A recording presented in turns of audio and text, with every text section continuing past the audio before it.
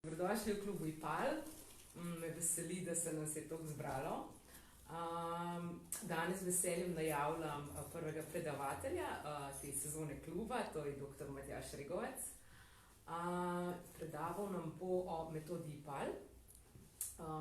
Imeli bomo tako teoretski del kot praktični del. Tako da vas vabim k poslušanju. Ko bo pa predavanje končano, bomo se pa še malo pogovarjali pa delili svoja mnenja. Tako da še enkrat dobrodošli.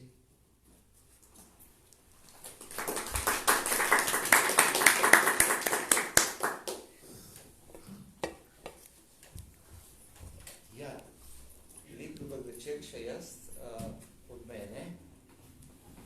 Moje malenkosti rad bi se zahvalil za to povabilo, zdaj klub IPAL deluje že kar nekaj časa.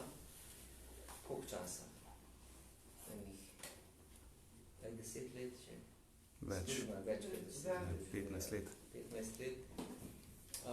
Ideja pa je, da se pač poveže v neki neformalni, socialni atmosferi, v nekem druženju, ljudi, ki smo prijatelji IPAL-a, tutorji IPAL-a, gojenci IPAL-a, pa ne samo gojenci, torej ne samo tisti, ki gojimo metodo IPAL-a, v smislu gojenci, zato rečemo, pač kot se goji kakšna druga veščina tudi.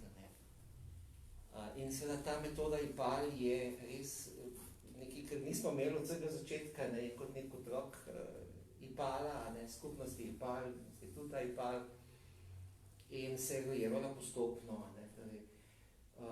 Že prej smo na institutu IPAL, ki deluje od leta 1993, združevali različne discipline, med njimi so bile glavne psihološka astrologija, pa potem jungovska psihoanaliza in interpretacija sanj, ter seveda meditacija, ki jo imenujemo po jungovsko aktivna imaginacija, torej se pravi, ki ustvarja stik z nezavednim. Zdaj, zakaj je ta stik z nezavednim tako pomemben? Mogoče bi s tem začel, zakaj v bistvu se ne moramo nekih simbolov naučiti na pamet, tako kot nek tekst, ali pa neko matematiko, ali pa neko fiziko. Torej, zaradi tega, ker nekje izhajamo iz jungovske tradicije, kjer je človekova celota je pravzaprav sestavljena ne samo iz tega, kar ve o sebi na zavestni ravni, ampak kar ima v sebi tudi na neki ravni, ki sta jo ugotovila Freud in Jung, torej psihična raven, temu, čemu jaz rečem, psihični kogito, torej tisto, kar vemo o sebi na psihični ravni. Zdaj, to je nekaj zvemo o sebi recimo iz sanj, ki so človekova osebna izkaznica, dinamika sanj, simboli, ki se pojavljajo v sanjah. Ampak ravno tako se nam pa pojavljajo tudi neki spontane podobe, ki jih opazimo, recimo, če greste neko galerijo, neko razstavo, opazite določene podobe bolj, določene manj, in ko opazujete neko sliko, če to zunanje se vam ustvari tudi vaša lastna podoba, recimo spomin iz preteklosti, ampak zraven se tudi nekaj doda. Torej ta notranji vid, s pomočjo katerega nekaj zaznamo, prihaja iz naše duševnosti in je del psihičnega kogita ali tega dela našega bitja, ki ga postopoma ozaveščamo. To je eno izhodišče, torej meditativni del, aktivno-imaginativni del metode IPAL, torej pridobiti stik s svojo bitjo, s tistim, kar je v nas in kar nam daje tudi stik z nekim avtentičnim jazom v samem sebi, torej stik z našo notranjostjo, ki je pač katere en zunanji izraz ali pa en otok, je samo ego, torej s tem morjem pravzaprav naše lastne notranje biti. Torej, na drugi strani pa gre za to, kako vzpostavljamo stik z zunanjim svetom. Ta zunanji svet, če ga gledamo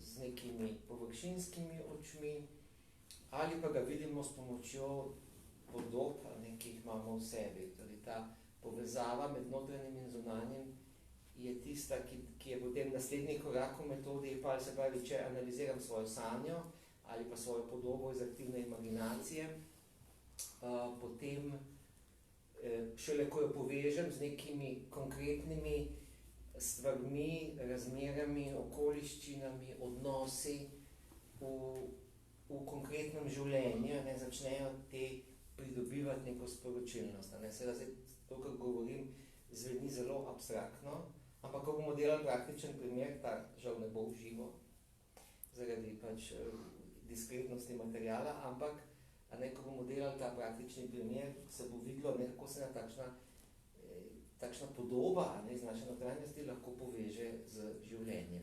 To je drugi korak. No in potem je tretji korak, to je tako imenovana, jaz temu pravim, kozmološka matrica ali kozmogram ali rojstna karta, ki vsebuje simbole, ki so v kozmosu na nek način postavljeni ob času našega rojstva. Pojasnil bom tudi razliko med kozmogramom ali pa med kozmologijo in astrologijo, torej kaj je astrologija in kaj je kozmologija in pravzaprav kaj je zdaj v tej metodi IPAL astrološkega in kaj je kozmološkega. Zdaj, za kozmos ponovadi rečemo, da je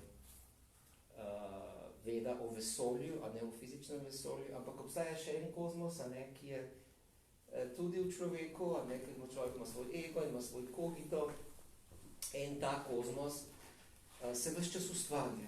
Ustvarja se s pogledom, tako kot vidimo, tako mi ustvarjamo kozmos. Recimo v psihoterapiji, v svetovanju, pa tudi drugih oblikah dela na sebi, zelo dobro poznamo fenomen spremembe pogleda. Torej, ko recimo raziskujemo svoje otroštvo, ko govorimo o svojem otroštvu, se nam pogled na to, kako je izgledalo to naše otroštvo, ponavadi pozabimo vse tiste težke stvari, ki skušamo zakopati, nekdo pride v psihoterapijo in reče, vse meni je bilo kar v redu, v otroštvu. Potem pa, ko se malo več pogovarjamo v smislu simptomov, pa tega, zakaj je nekaj težko v sedanjosti, pa zakaj je določen strah, pa zakaj je določena tesnoba, pridajo ven, s pomočjo psihičnega kogita, recimo s pomočjo analize sanj, spomini, ki so težji, ki pomenijo pač neko revizijo tega pogleda nase, na svoje starše, na svojo preteklost. Recimo v neki taki bolj ezoterični, površinski duhovnosti, se velikrat starše lahko tudi obtoži, moja mama je bila pa slaba, moj oče je bil slab, ni zmogla tega, ni zmogla onega. Ampak to perspektivo mi lahko zamenjamo, mi lahko razumemo, zakaj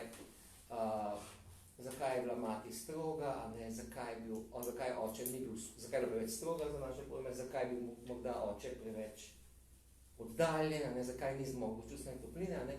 In ko mi razumemo njihovo zgodbo, razumemo tudi staršev v novi luči. Torej, ta restitucija staršev je takšen primer, kako se kozmos spremeni. In ko naenkrat razumemo recimo svoje starše, zakaj so bili takšni, kot so bili, jim pustimo biti takšni, kot so bili, jim opustimo. Tako je tudi z vsemi ostalimi aspekti naše preteklosti, kako vidimo svet okrog sebe, kako vidimo COVID, kako vidimo recimo maske, kako vidimo izolacijo, kako celimo strah, ki se je pojavil zaradi izolacije. Vse to je sprememba pogleda na svet, sprememba kozmosa. In seveda moderni in postmoderni človek ustvarjata kozmos s tem, ko spreminjata svoj pogled na stvarnost, na preteklost in s tem tudi aktiven odnos do prihodnosti. Zdaj, pri metodi IPAL, to se počne v uvodnih skupinah metode IPAL, se vsak simbol, ki se nahaja v kozmogramu, ki je slika pač kozmosa, simbolna slika kozmosa, človeka v njegovem rojstvu, imaginira, se povezuje z življenjem in s tem spreminja ta pogled, ki ga ima določen človek, proječ pogled, ki ga ima na to dimenzijo stvarnosti. Zato je to kozmologija, zato govorimo o kozmogramu in ne toliko o astrologiji, ki pač pomeni napovedovanje prihodnosti. Ne? Najbolj bo to vedno pomenila. Ne? Zdaj, če se vi, torej, to je edina beseda, ki se je oddaljila od svojega pomena, ne? Prvotnega. Prvotni pomen astrologije je bil znanost o zvezdah, recimo, ne? Ampak pomeni vedeževanje. Ne? Zdaj, kaj je razlika, recimo, neka simbolna kozmologija od astrologije, je to, da pravzaprav sami spreminjamo svoj pogled, a ne, svoj kozmos, kozmologija, a ne, od tega, da za razliko od tega, da bi pričakovali, a ne, kaj se nam bo zgodilo, ali pa kaj nam bodo zdaj zvezde prinesle, ali pa kaj nam bo Bog prinesel, a ne. Torej, sami tudi ustvarjamo, kaj je tisto, kar je sveto, a ne. To je tudi ta razlika s človekom v novem veku, v zadnjih 300 letih, a ne, ko človek sam ustvarja svoj pogled in svojo zavest. Tako da ta aspekt kozmologije, kozmološkega oblikovanja samega sebe, a ne, je bistven zdaj pri metodi IPAL. Torej, kako lahko prevzamem to svojo, ta svoj potencial, a ne, ki se na eni strani kaže iz nezavednega, in za razmerami v življenju, kako se potem ta kaže, ko vklopimo, a ne, jezik simbolov v rojstni karti, v osebnem kozmogramu. To bi povedal za začetek, a ne, pa bi mogoče vas povabil, kakšno je vprašanje.